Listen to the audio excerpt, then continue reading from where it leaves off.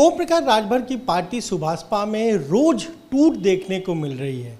अलग अलग जिलों में जो कार्यकर्ता हैं वो पार्टी से इस्तीफा दे रहे हैं। ओम प्रकाश राजभर इसके लिए अखिलेश यादव और उनके जो नवरत्न हैं उनको जिम्मेदार ठहरा रहे हैं। इस पर बात करेंगे समाजवादी पार्टी के पूर्व एमएलसी उदयवीर सिंह उनसे। उदयवीर जी, ये जो टूट हो रही सुभाषपा में वो जिम्मेदार तो आप लोगों को ठहरा रहे हैं, कह रहे हैं अखिलेश यादव और उनके नवरत्न तोड़ लें उनकी पार्टी। जब हमने ये निर्णय बता दिया कि ओम प्रकाश राजभर जी का हमसे अब कोई ताल्लुक़ नहीं है, वो अपनी पार्टी को जहाँ चाहें जिससे चाहें उससे दोस्ती करें, उसके साथ रहें, तो स्वाभाविक रूप से अब वो भारतीय जनता पार्टी में अपनी जगह तलाश रहे हैं। और भाजपा वाले किसी ने अभी तक उनका स्वागत नहीं किया। उन्होंने तो भाजपा वालों की तारीफ़ में, योगी जी की तारीफ़ में, मोदी जी की तारीफ़ में, केशव मौर्य जी के बचाव में कई किताबें लिख डाली, लेकिन भाजपा के किसी व्यक्ति ने अभी तक उनकी तारीफ़ नहीं की। तो निश्चित तौर पे वो समाजवादी पार्टी की आलोचना करके, समाजवादी पार्टी पे हमलावर होके अपने लिए गुंजाइश ढूंढ रहे हैं कि वो किसी तरह भाजपा में घुस जाएं। और जहाँ तक उनकी पार्टी तोड़ने का सवाल है, वो तो हम लोगों को किसी लायक समझते नहीं। उन्होंने बहुत बार कहा ऐसा, तो पता नहीं अचानक एकदम हमको इतना महत्वपूर्ण क्यों समझने लगे। अरे उनके कार्यकर्ता और उनके बीच की बात है, अपनी समस्या खुद सुलझाएं। ऐसे तो हर दल किसी दूसरे दल को तोड़ देगा। तो कार्यकर्ताओं की नाराजगी का फायदा आप लोग नहीं उठा रहे हैं।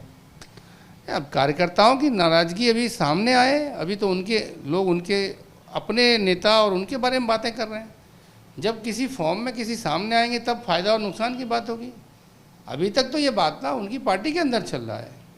उनसे लोग सवाल पूछ रहे हैं, उनके कार्यकर्ता, कि आपने ऐसे लोगों को क्यों लड़ाया, आपने ऐसा टिकट क्यों दिया, आपने जो भी बातें हैं उनकी सब पब्लिक स्पेस में है।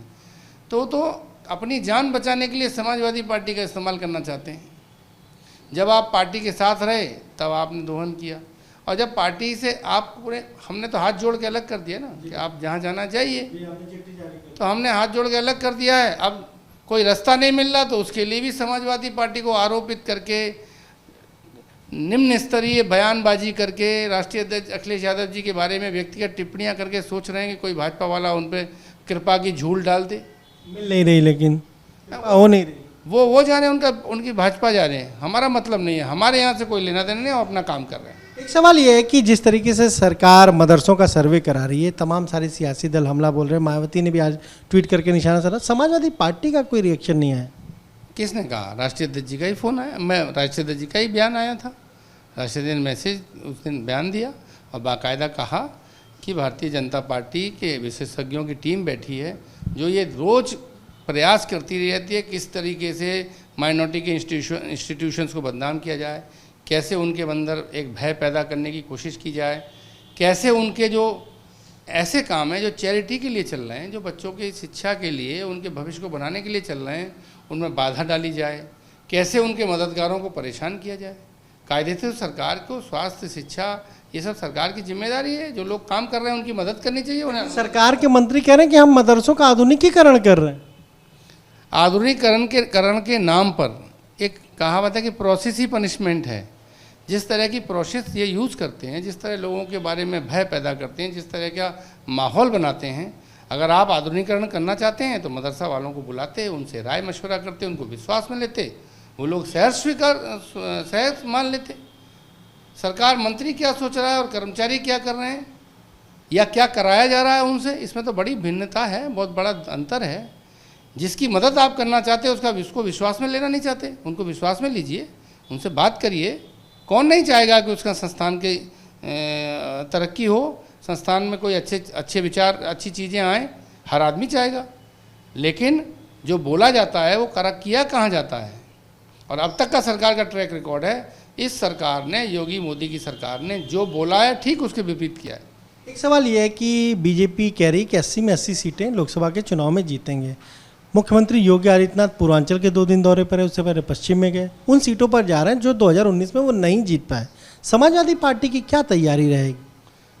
देखिए, मुख्यमंत्री योगी आदित्यनाथ अभी भी समाजवादी पार्टी काल के किए हुए कामों के फीते काटने और पटिया लगाने जा रहे हैं। आज जौनपुर गए थे, वहाँ लोगों ने काला झंडा दिखाया और कहा कि पार्टी के कार्यकर्ता जी इसको आपने बनाया नहीं, अरे अब तो 6 साल हो रहे हैं, कुछ बना देते। सड़कों के, केंद्र की सरकार सड़कों के अभी भी नाम बदल रही है, अरे कुछ नया भी बना दीजिए ना। तो सवाल ये है कि अंत में योगी जी को ये बताना होगा, ये बांटने की, छांटने की, काटने की, वोट काटने की, ये राजनीति से कितने दिन सर्वाइव करोगे। आपको अंत में ये बताना पड़ेगा कि आप लोगों को क्या राहत दे रहे हैं। उन्होंने खड़े होकर कहा कि हमने माफिया मुक्त कर दिया, और सारे माफिया उन्हीं के आसपास रहते हैं। जौनपुर में कौन माफिया है, सब जानते नहीं है क्या? सरकार पूरे संरक्षण में माफियाओं को पाल रही है और योगी जी भाषण दिए जा रहे हैं।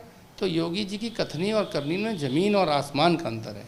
बहुत सारे सरकार में भाजपा वाले अपना मुकदमा ना उठा वापस लेते तो वो खुद ही माफिया होते। पूर्वांचल और पश्चिम में उनका जो दौरा हो रहा है, समाजवादी पार्टी की तैयारियों पर असर पड़ेगा? उत्तर प्रदेश पूरा हमको लड़ना है, समाजवादी पार्टी को लड़ना है, एक एक सीट लड़नी है।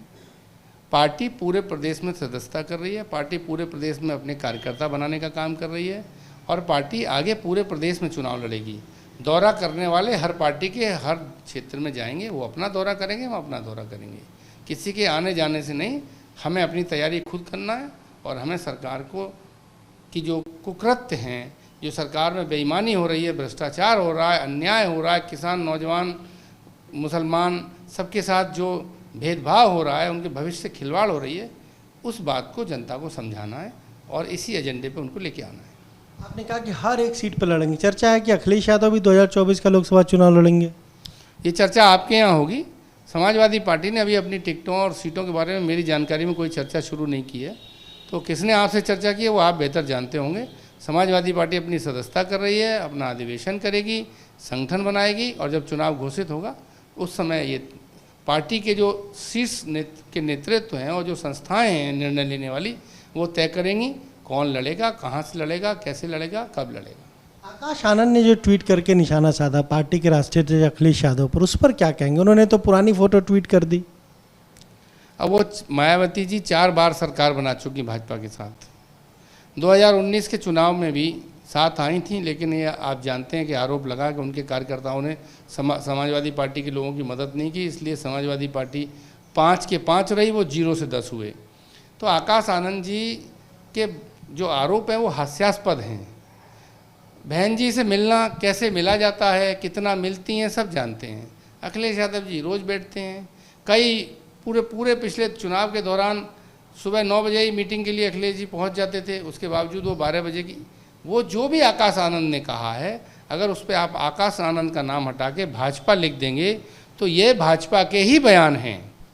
जो भाजपा वाले कहते हैं अखिलेश जी के बारे में दुष्प्रचार करते हैं, वही बातें आकाश आनंद जी ने केवल अपना नाम लिख दिया है। मुझे लग रहा है कि ये भी लिख के कहीं से आया होगा उनके पास।